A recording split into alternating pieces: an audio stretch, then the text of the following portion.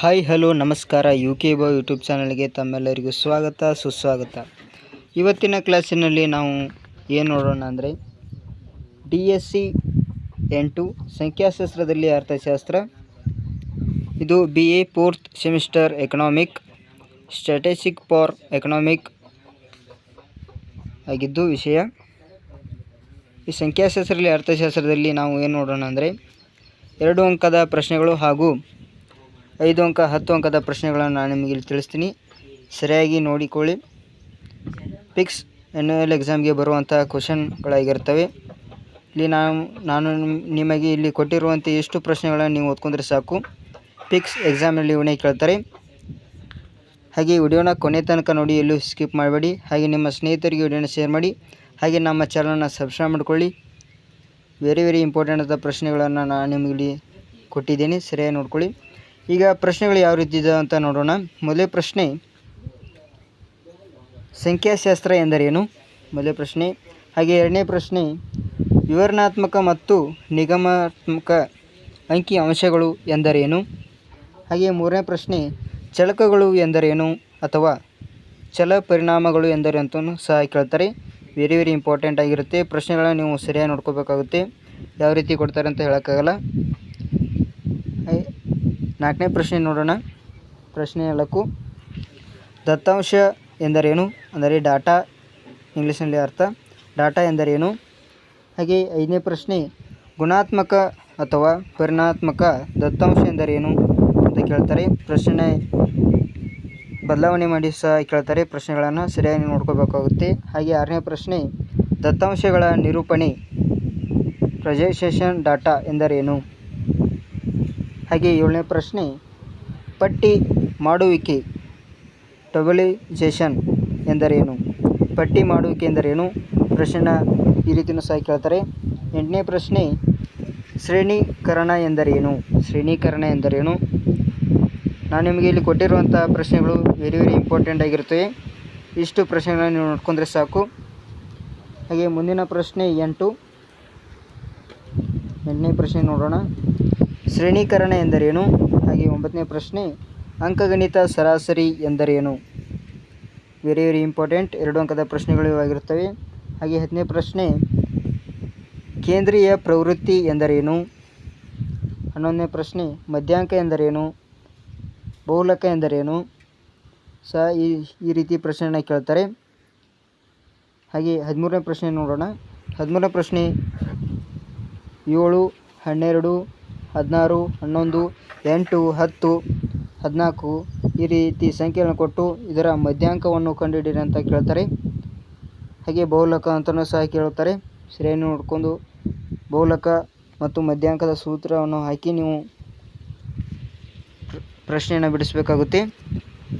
ಹಾಗೆ 15ನೇ ಪ್ರಶ್ನೆ, ಹರಡುವಿಕೆ ಅಥವಾ ಚದುರುವಿಕೆ ಎಂದರೇನು?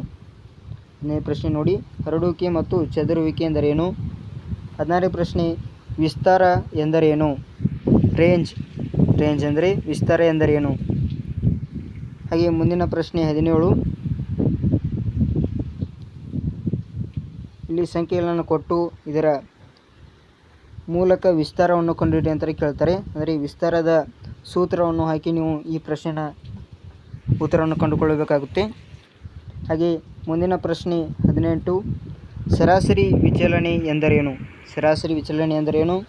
ಹಾಗೆ 19ನೇ ಪ್ರಶ್ನೆ, ಸಹಸಂಬಂಧ ವಿಶ್ಲೇಷಣೆ ಎಂದರೇನು? ಹಾಗೆ ವೆರಿ ಇಂಪಾರ್ಟೆಂಟ್ ಇನ್ನೆರಡು ಪ್ರಶ್ನೆ. 20ನೇ ಪ್ರಶ್ನೆ, ಕಾರ್ಲ್ ಪಿಯರ್ಸ್ನವರ ಸಹಸಂಬಂಧದ ಗುಣಕವನ್ನು ವಿಧಾನದ ತಿಳಿಸಿ ಅಂತ ಕೇಳ್ತಾರೆ. ಹಾಗೆ 21ನೇ ಪ್ರಶ್ನೆ, ಹಿಂಚಲನೆ ಮತ್ತು ಹಿಂಜರಿಕೆ ಎಂದರೇನು? ಇಷ್ಟು ಪ್ರಶ್ನೆಗಳು 2 ಅಂಕದ ಪ್ರಶ್ನೆಗಳಾಗಿರ್ತವೆ. ಇಷ್ಟು ಪ್ರಶ್ನೆಗಳನ್ನ ನೀವು ನೋಡ್ಕೊಂಡ್ರೆ ಸಾಕು. ವೆರಿ ಇಂಪಾರ್ಟೆಂಟ್ ಆದ ಪ್ರಶ್ನೆಗಳಾಗಿದ್ದು ಇಷ್ಟು ಪ್ರಶ್ನೆಗಳನ್ನು ನೋಡುವುದರಿಂದ ನೀವು 2 ಅಂಕದ ಪ್ರಶ್ನೆಗಳನ್ನು ಈಸಿಯಾಗಿ ಬರೀತೀರ. ಹಾಗೆ ಮುಂದಿನ ಪ್ರಶ್ನೆ ನೋಡೋಣ. 5 ಅಂಕದ ಪ್ರಶ್ನೆಗಳನ್ನು.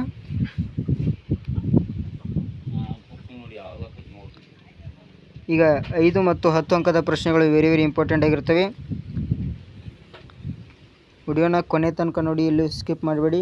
ಹಾಗೆ ನಿಮ್ಮ ಸ್ನೇಹಿತರಿಗೆ ವಿಡಿಯೋನ ಶೇರ್ ಮಾಡಿ. ಹಾಗೆ ನಮ್ಮ ಚಾನಲ್ನ ಸಪೋರ್ಟ್ ಮಾಡಿ ಅಂತ ಹೇಳ್ತಾ 5 ಅಂಕದ ಮತ್ತು 10 ಅಂಕದ ಪ್ರಶ್ನೆಗಳನ್ನು ನೋಡೋಣ ಯಾವ ರೀತಿ ಇದ್ದಾವೆ ಅಂತ. ಇಲ್ಲಿ ಮೊದಲೇ ಪ್ರಶ್ನೆ ಒಂದು, ಸಂಖ್ಯಾಶಾಸ್ತ್ರದ ವ್ಯಾಪ್ತಿ ಮತ್ತು ಲಕ್ಷಣಗಳು ವಿವರಿಸಿರಿ ಅಂತ ಕೇಳ್ತಾರೆ. ಹಾಗೆ ಪ್ರಶ್ನೆಯನ್ನು ಹಿಂದೆ ಮುಂದಾಗಿಯೂ ಸಹ ಕೇಳ್ತಾರೆ. ಸಂಖ್ಯಾಶಾಸ್ತ್ರದ ವ್ಯಾಪ್ತಿ ಅಥವಾ ಲಕ್ಷಣಗಳು, ಮಹತ್ವ ಈ ರೀತಿಯೂ ಸಹ ಕೇಳ್ತಾರೆ. ಪ್ರಶ್ನೆಗಳನ್ನ ನೀವು ಸರಿಯಾಗಿ ನೋಡ್ಕೊಂಡು ಬರೀಬೇಕಾಗುತ್ತೆ. ಹಾಗೆ ಮುಂದಿನ ಪ್ರಶ್ನೆ 2, ಸಂಖ್ಯಾಶಾಸ್ತ್ರದ ಮಹತ್ವ. ಇದು 5 ಅಂಕದ ಸಹ ಕೇಳ್ಬೋದು, 10 ಅಂಕದ ಸಹ ಕೇಳ್ಬೋದು. ಈ ರೀತಿ ಪ್ರಶ್ನೆ ಕೇಳ್ತಾರೆ. ಹಾಗೆ 3ನೇ ಪ್ರಶ್ನೆ, ಸಂಖ್ಯಾಶಾಸ್ತ್ರದ ಕಾರ್ಯಗಳನ್ನು ವಿವರಿಸಿರಿ.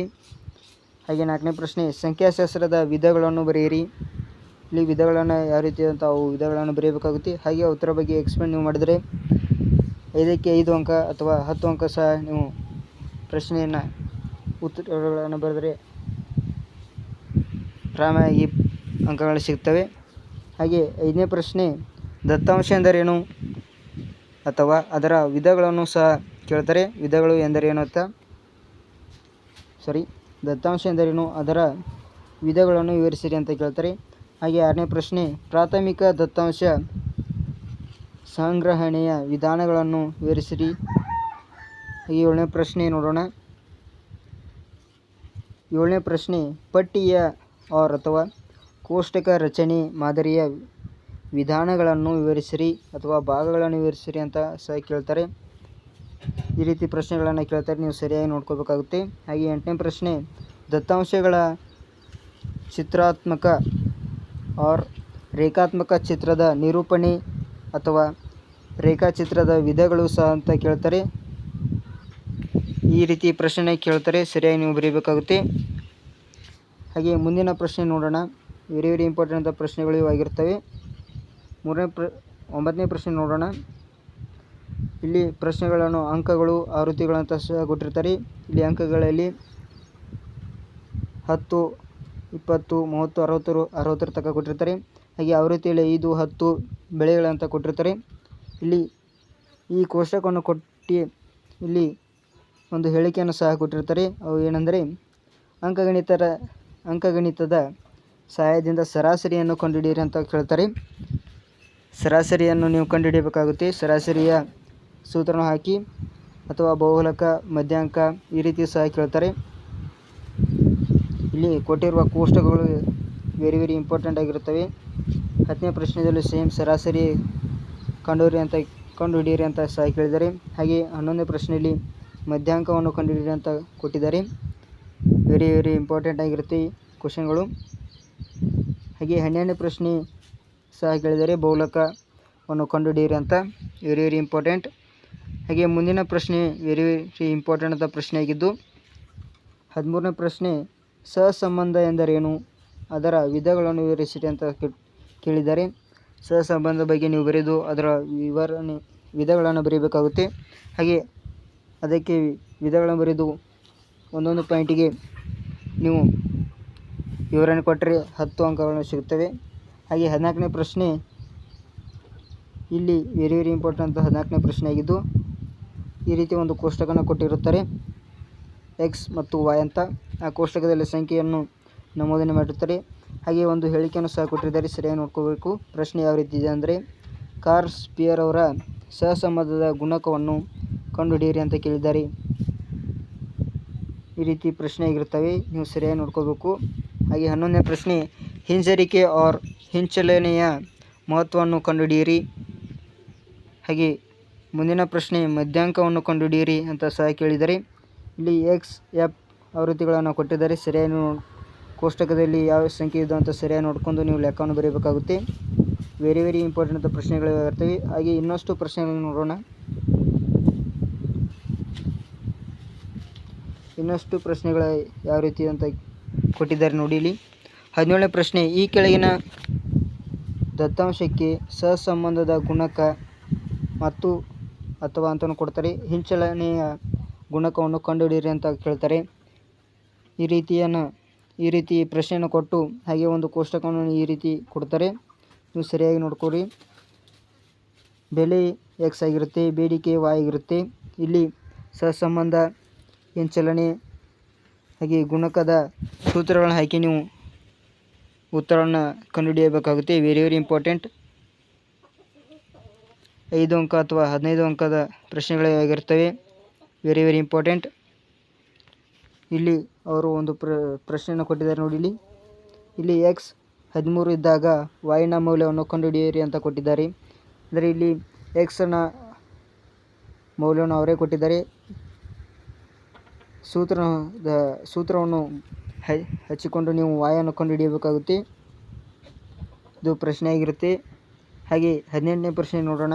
18ನೇ ಪ್ರಶ್ನೆ ವೆರಿ ಇಂಪಾರ್ಟೆಂಟ್. ಕೆಳಗಿನ ದತ್ತಾಂಶದ ಸಹಾಯದಿಂದ ವಿಸ್ತಾರವನ್ನು ಕಂಡುಹಿಡಿಯಿರಿ. ಇಲ್ಲಿ x ಮತ್ತು y ದತ್ತಾಂಶದ ಅಂಕಿಅಂಶಗಳನ್ನು ಕೊಟ್ಟಿದ್ದಾರೆ. ಸರಿಯಾಗಿ ನೀವು ವಿಸ್ತಾರವನ್ನು ಕಂಡುಹಿಡಿದು ಬರೀಬೇಕಾಗುತ್ತೆ. ಇಷ್ಟು ಪ್ರಶ್ನೆಗಳು 5 ಮತ್ತು 10 ಅಂಕದ ಪ್ರಶ್ನೆಗಳಾಗಿರ್ತವೆ. ಇಷ್ಟು ಪ್ರಶ್ನೆಗಳನ್ನು ನೋಡ್ಕೊಂಡ್ರೆ ಸಾಕು. ಆ್ಯನ್ಯುವಲ್ ಎಕ್ಸಾಮ್ನಲ್ಲಿ ಫಿಕ್ಸ್ ಕ್ವಶನ್ ಆಗಿರ್ತವೆ. ಇಷ್ಟು ಪ್ರಶ್ನೆಗಳನ್ನು ನೋಡಿದ್ರಲ್ಲ. ಇದೇ ರೀತಿ ಹೊಸ ಪ್ರಶ್ನೆಗಳನ್ನು ನಾವು ನಮ್ಮ ಚಾನಲ್ನಲ್ಲಿ ಹಾಗೆ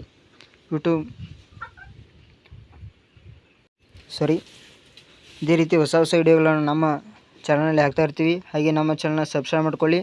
ವಿಡಿಯೋನ ನಿಮ್ಮ ಸ್ನೇಹಿತರಿಗೆ ಶೇರ್ ಮಾಡಿ. ಹಾಗೆ ವಿಡಿಯೋನ ಕೊನೆ ತನಕ ನೋಡಿ.